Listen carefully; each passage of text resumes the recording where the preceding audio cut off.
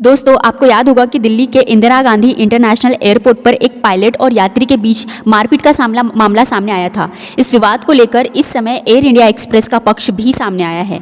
एक तरफ spice jet के यात्री अंकित दीवान ने आरोप लगाया था कि एयर इंडिया एक्सप्रेस के पायलट ने उनके साथ मारपीट की। वहीं दूसरी तरफ अब पायलट का भी कहना है कि उन पर जातिवाचक टिप्पणियां की गई थी और उनके परिवार यहां तक के बच्चों को लेकर भी गंभीर धमकियां दी गई। यह घटना 19 दिसंबर को टर्मिनल पर हुई थी। इस पर एयर इंडिया एक्सप्रेस के पायलट वीरेंद्र जायसवाल की ओर से एक बयान जारी किया गया है। बयान में कहा गया है कि इस मामले को सोशल मीडिया और दूसरे मीडिया प्लेटफॉर्म पर पायलट बदनाम यात्रा के रूप में गलत तरीके से पेश कर रहा है। इंडिया टुडे के पत्रकार अमित भारद्वाज की रिपोर्ट के मुताबिक एयरलाइंस ने कहा कि उस समय कैप्टन जायसवाल ड्यूटी पर नहीं थे, वे एक यात्री के तौर पर सफ़र कर रहे थे और इस घटना का उनके पेशे से कोई लेना देना नहीं है। ये दो यात्रियों के बीच का निजी मामला है।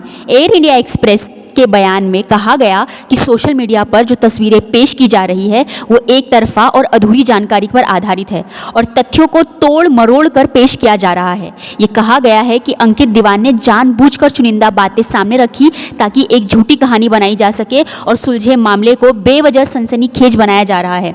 बयान में यह भी कहा गया कि कैप्टन जायसवाल के खिलाफ जातिवाचक टिप्पणियां की गई थी और उनके पूरे परिवार की महिलाओं और बच्चों को भी गंभीर धमकियां दी जा रही थी।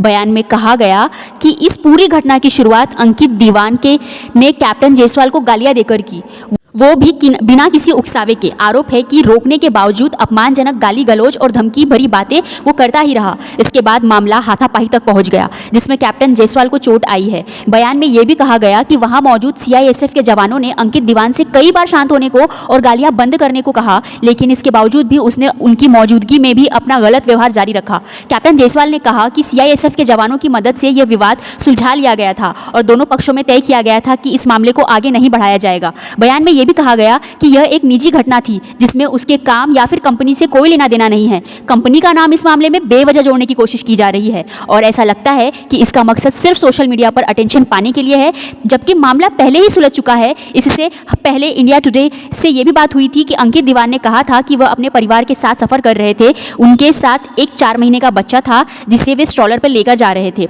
अंकित दीवान का कहना है कि एयरपोर्ट के जो स्टाफ थे उन्होंने बच्चे की वजह से उन्हें स्टाफ और पीआरएम की सुरक्षा से जाने के लिए कहा था।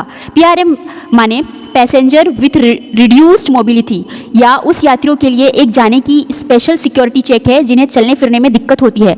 बहरहाल अब लौटते हैं फिर खबर पर।